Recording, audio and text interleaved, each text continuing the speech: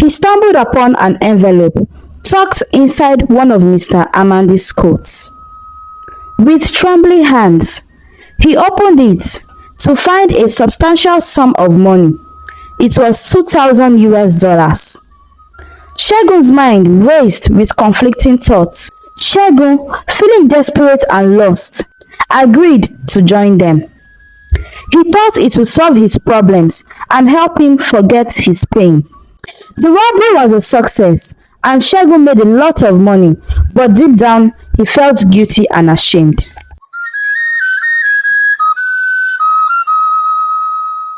Once upon a time, in a small town, there lived a young handsome man named Segun. Segun was a handsome 25-year-old. His looks made him stand out in the neighborhood. Not only was he handsome, he also possessed a skill that made him even more special. He could cook. Segun wasn't born into wealth or luxury. He was the only son in his family, which consisted of his father, Baba Segun, his mother, Mama Segun, and his twin sisters, Simi and Seun. They lived in a humble abode, struggling to make ends meet. From a very young age, Segun had to work alongside his family in order to survive.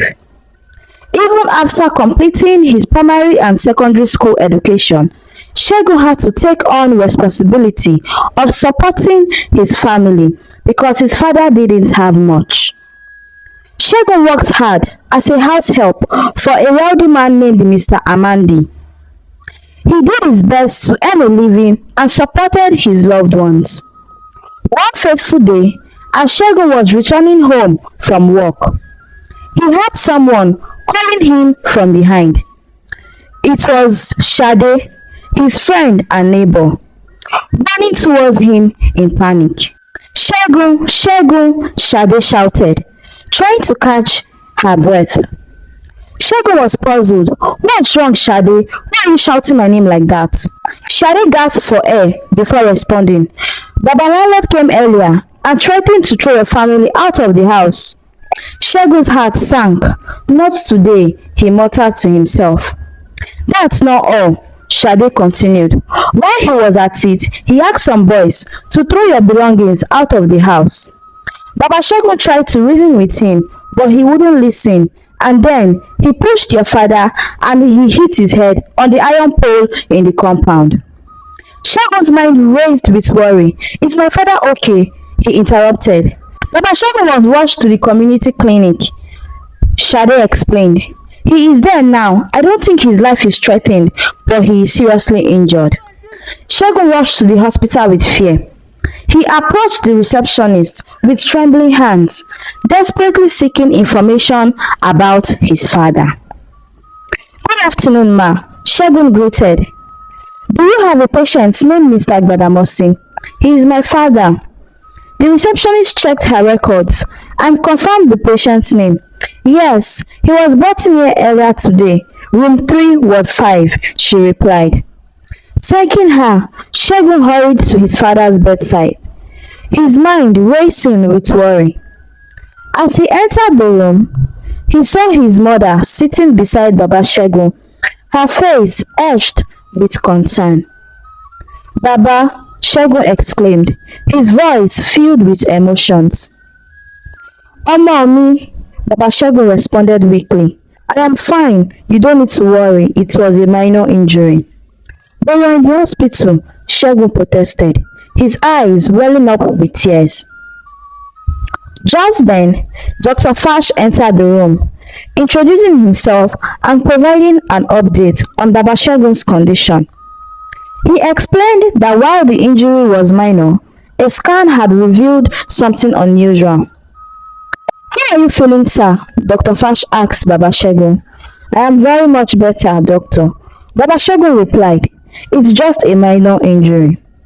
The doctor nodded, but then his expression turned grave.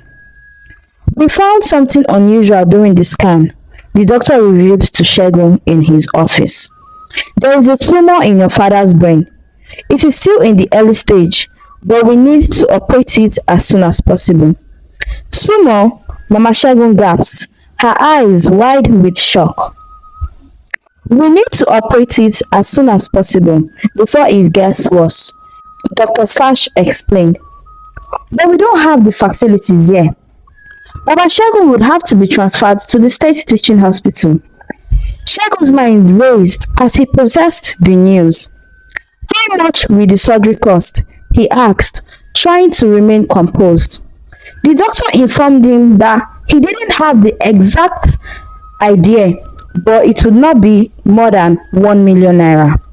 1 million naira? Mama Segun gasped. Where would we find that kind of money? We'll find a way, Segun replied, determination in his eyes. After the doctor left, Segun couldn't shake off the weight of the worry that settled upon him. How would he raise such an amount of money in such a short time? An idea began to form in his mind. Perhaps his employer, Mr. Amandi, could help. With a sense of determination, Segun made his way to Amandi's house, hoping for a miracle that could save his father's life. As Segun walked patiently, he did his usual chores around the mansion. He tidied the house and compound, washed his clothes and beddings, cooked Mr. Amandi's meal, and tended to other household chores. Despite the late hour, Segun remained determined to speak with his boss about his urgent need for financial assistance. When Mr. Amandi finally came, Segun hurried to meet his boss. On arriving to his car, he opened the back door and get his briefcase and coat. Good evening, sir, Segun greeted, his voice tinged with apprehension. Good evening, Segun. How are you? Mr. Amandi replied, though he sensed that something was amiss with his usually cheerful house help. Despite his tiredness, Mr. Amandi decided to inquire what's for dinner as they made their way towards the house. I made your favorite, sir, Segun replied with a forced smile. Mr. Amandi chuckled. Yummy, he remarked.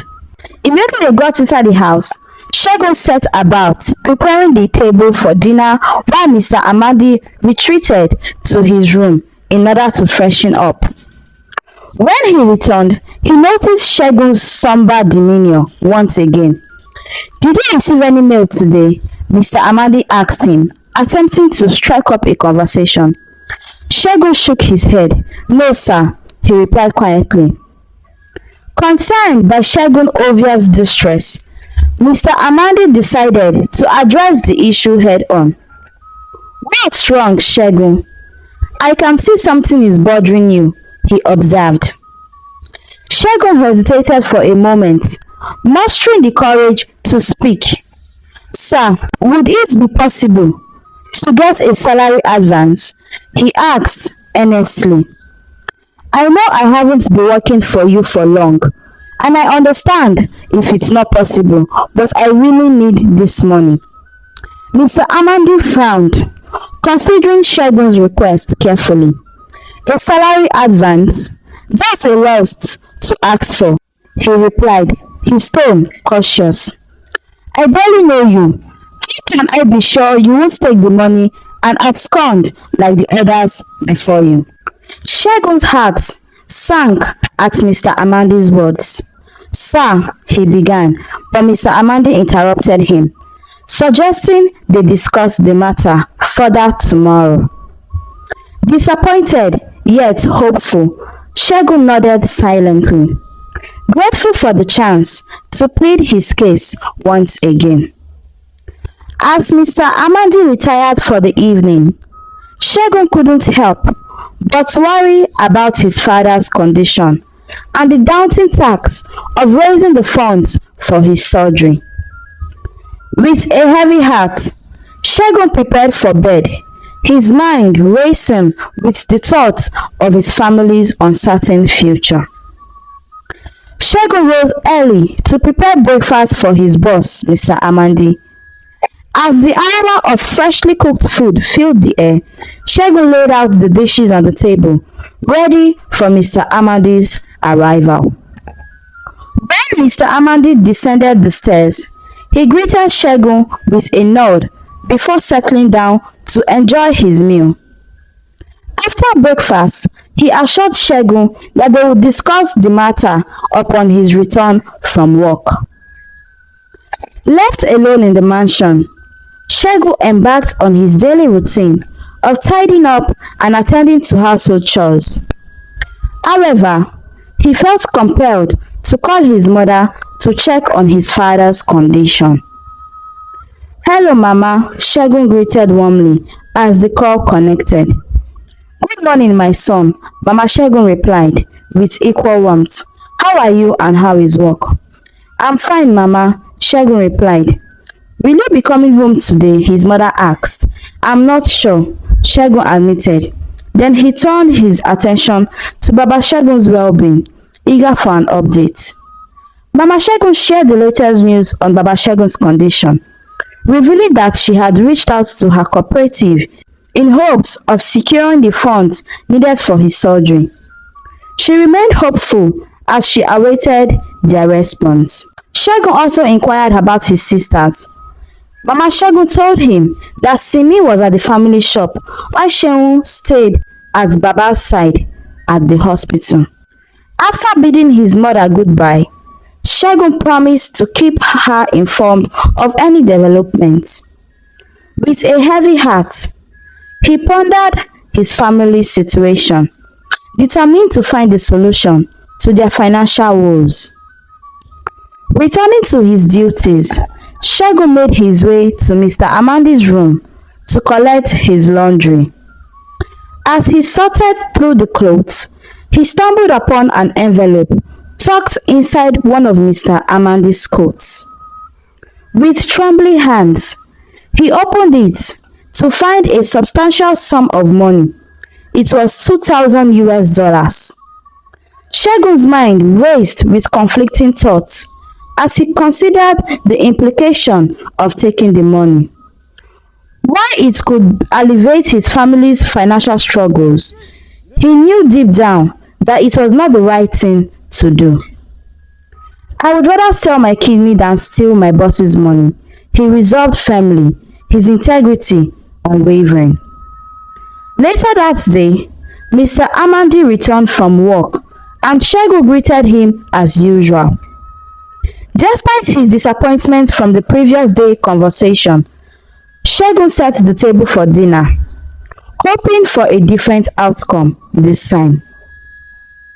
As they sat down to eat, Mr. Amandi engaged Segun in a conversation, his curiosity piqued by Segun's request for a substantial sum of money.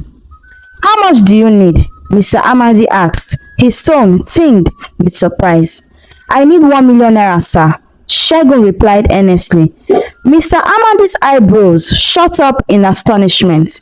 1 million naira? That's quite a sum, he remarked, his skepticism evident. Segun explained the dire situation regarding his father's health and the urgent need for surgery, hoping to convey the seriousness of their predicament. Mr. Amandi listened attentively, his expression shifting from surprise to concern. However, he remained silent throughout the meal, leaving Segun to ponder his next steps. As Mr. Amandi retired to his room for the evening, Segun seized the opportunity to confront him about the envelope he had found earlier. Handing it to Mr. Amandi, Segun explained where he had discovered it, his honesty shining through even in the face of temptation. Mr. Amandi's confusion was palpable as he inspected the content of the envelope. Segun's honesty left him perplexed, unsure of how to respond to such integrity. The next morning, as Segun prepared for another day, his phone buzzed with an unexpected notification. With tears of gratitude welling in his eyes, Segun received a transfer from Mr. Amandi. It was 1 million naira with a message: "This is not a loan, but a reward for your integrity." Overwhelmed with emotions, Segun dialed Mr. Amandi's number, but there was no answer. Instead, he sent him a heartfelt message of appreciation. His words a testament to the profound impact of Mr. Amandi's generosity. With the funds secured, Segun wasted no time in rushing back to the hospital to make the necessary payments for his father's surgery.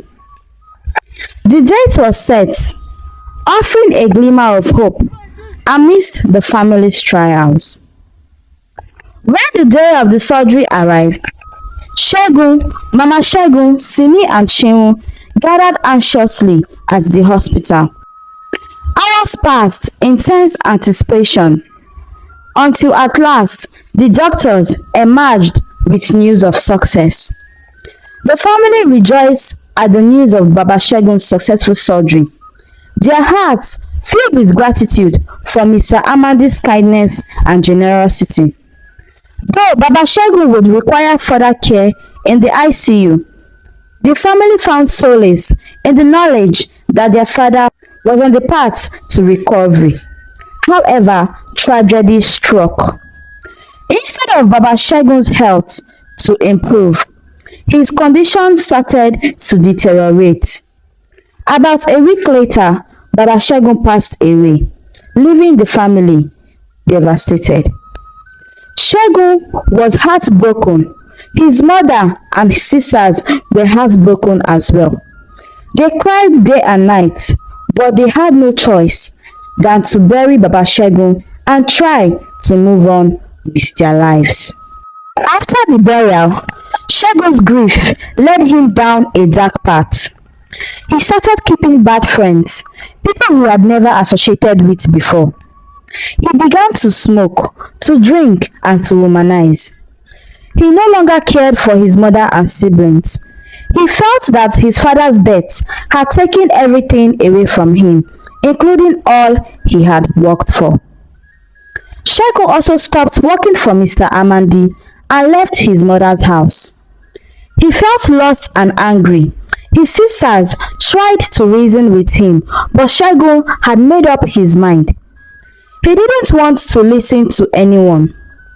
One day, while he was wandering the streets, Segun met a friend named Tunde.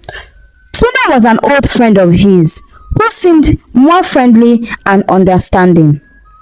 He listened to Segun's troubles and offered him a cigarette to cool him down. Segun took it without hesitation. Tunde started spending more time with Segun, introducing him to his other friends.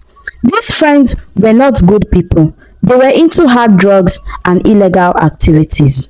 At first, Segun was hesitant, but his pain and anger made him try them all. The drugs made him forget his grief, even if it was just for a little while. Segun started to use drugs regularly and more often. He felt a false sense of happiness and escape from his reality. As years went by, Tunde introduced Segun to another dangerous activity, which was armed robbery. Tunde told Segun that it was an easy and fast way to make money. Segun, feeling desperate and lost, agreed to join them. He thought it would solve his problems and help him forget his pain. One night, Tunde and his gang planned a robbery. They asked Segun to join them, and Segun was nervous, but he felt he had no other choice. He didn't want to be seen as weak, and that night, Segun became part of something he had never imagined himself doing. The robbery was a success, and Segun made a lot of money, but deep down, he felt guilty and ashamed.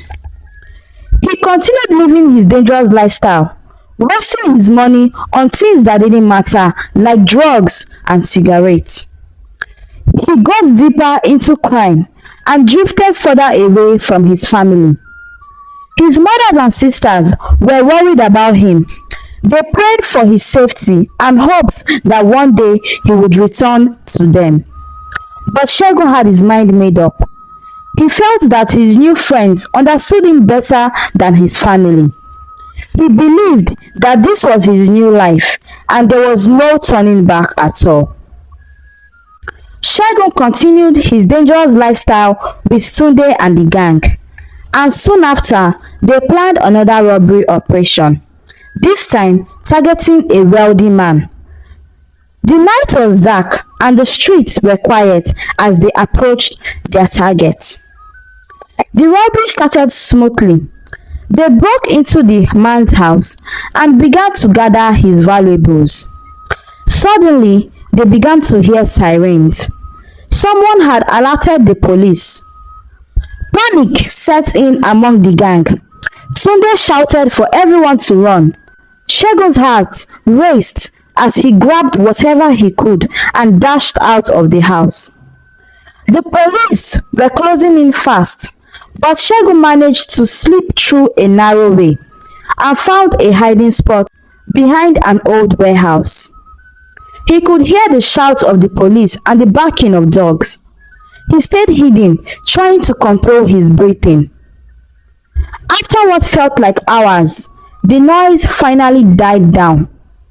He knew he couldn't return to his usual place, so he decided to stay in an hiding spot. In this hiding spot, Segun used the drugs he had with him to numb his fear and guilt.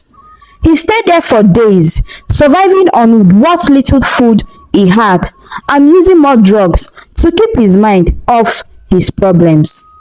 He felt lost and alone, realizing how deep he had sunk and how helpless he felt. One day, while trying to get some sleep, Segun overheard some people talking nearby. They were discussing the recent police raid and how 3 members of Tunde's gang had been killed. Segun's heart sank. These were his friends, people he had trusted and followed into the dark world. Now they were gone, just like that, without an explanation.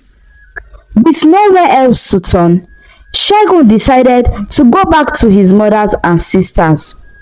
He was scared and ashamed, but he knew he couldn't continue living like this. He needed all the help he could get. When Segun arrived at his mother's house, he hesitated at the door, feeling like a stranger, not knowing how they would react to his return. Gathering his courage, he knocked on the door. Mama Segun opened it, her eyes widened with surprise. Without a word, she pulled him into a tight embrace, tears streaming down her face for how her son looked like. Simi and Segun came running to the door. They were shocked but quickly hugged their brother, forgiving him instantly. They had missed him so much and worried about him every day. Mama Segun and his sisters had been doing well since Segun left. Simi had gotten a good job at a bank and Segun was working as a teacher. They were now a little bit comfortable and happy, but had always felt a void without Segun, knowing he was alive but couldn't find his whereabouts. Segun felt a rush of relief and gratitude. His family had taken him back without hesitation. He realized that making decisions in the middle of grief had led him down a destructive path. He regretted all the years he had wasted and the pain he has caused his family. He decided to start his life afresh. He remembered his father's words about hard work, honesty, and staying true to oneself. Segun cherished the support of his mothers and sisters, vowing to never take them for granted again. With their help, Segun began to rebuild his life. He found a job at a bakery and started attending a support group to help him overcome his addictions. Slowly but steadily, he became a better person. He stayed close to his family, appreciating their unconditional love and support. His journey had been tough, but it taught him valuable lessons about life, family, and the importance of making wise decisions. He knew his father would be proud of him for finding his way back home. Segun was determined to honor the memory of his father and live a life that would make his family proud. The moral lesson of this story teaches us that making decisions in the midst of grief can lead to destruction sometimes and destructive choices. True healing and support come from family and loved ones. It is important to value their support and seek positive paths even in very difficult times. Thanks for watching this captivating story on African stories and folktales. Please don't forget to subscribe and turn on the notification bell for more stories. Thank you.